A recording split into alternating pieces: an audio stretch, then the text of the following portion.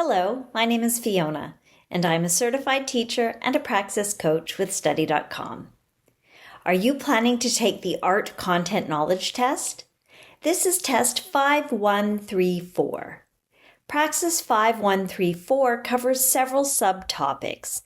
This problem set covers the subtopic of the Western tradition in art history.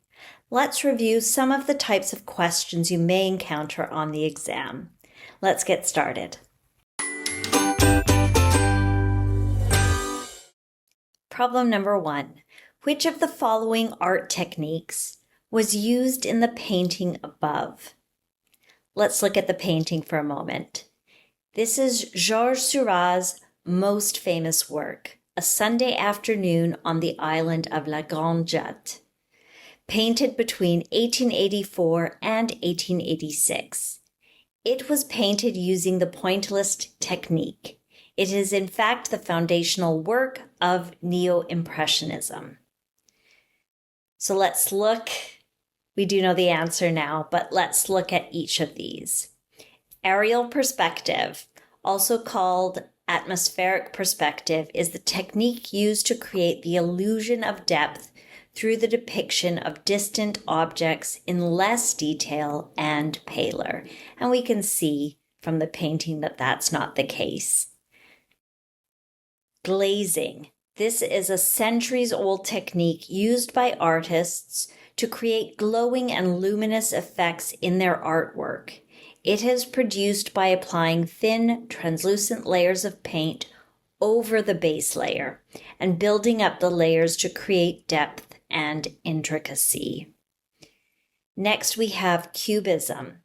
The name comes from the depictions of items in the artworks of this style.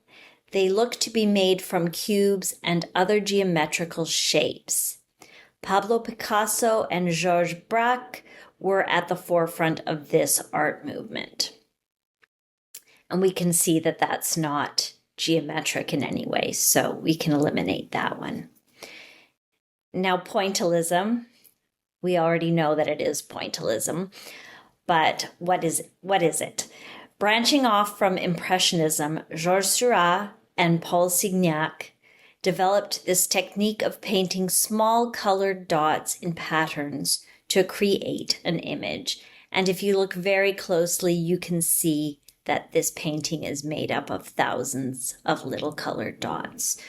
So this is the correct answer, and of course it wasn't glazing. Problem number 2. This art piece is considered which of the following art styles? This is the Screen, and it was painted by the Norwegian artist Edvard Munch in 1893. Its Norwegian name is Skrik, which I think is wonderful. It's an iconic image that symbolizes anxiety of the human psyche.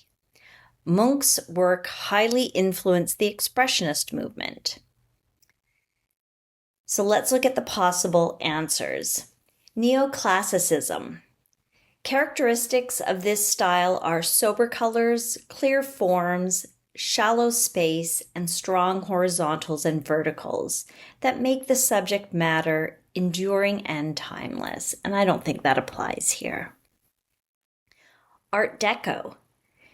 This style represented glamour, luxury, and faith in social and technological progress. This style is known for its exquisite craftsmanship, used expensive materials including ivory and ebony, as well as plastic, stainless steel, and chrome plating, which were new materials. This is definitely not an example of Art Deco. Cubism, which we touched on before, it used geometric shapes, and that's not evident here, so we can eliminate that. Art Nouveau. The artists of this style were inspired by natural forms and organic subjects, then abstracted them into sophisticated and flowing designs. And I think this is a very clear example of that. So the answer is Art Nouveau. Problem number 3. Which of the following styles of art is represented in this example? This example, of course, is The Starry Night by Vincent van Gogh. He painted it in 1889, and it's the view just before sunrise from his window at the asylum in Saint-Rémy-de-Provence. This work is probably one of the most recognizable in Western art. But what style is it? Avant-garde. The term was applied to innovative art making in the 19th and early 20th centuries. It continues to be used today to describe art that pushes the limits of creativity and that reflects the originality of a radical vision. As beautiful as this is, I don't think avant-garde describes it. Surrealism. This art movement aimed to revolutionize our human experience through a balance of conscious and rational vision paired with one that uses the power of the unconscious and dreams. And I don't see that balance here, so we can eliminate that as well. Post-Impressionism. This was an extension of Impressionism, but with the rejection of its limitations. Artists used real-life subjects, vivid colors, and thick paint application. However, they were more likely to prefer geometric and distorted forms and use apparently random colors. I think this is a really good example of that, so that's my strong favorite. Let's go on to the last one, though. Classicism.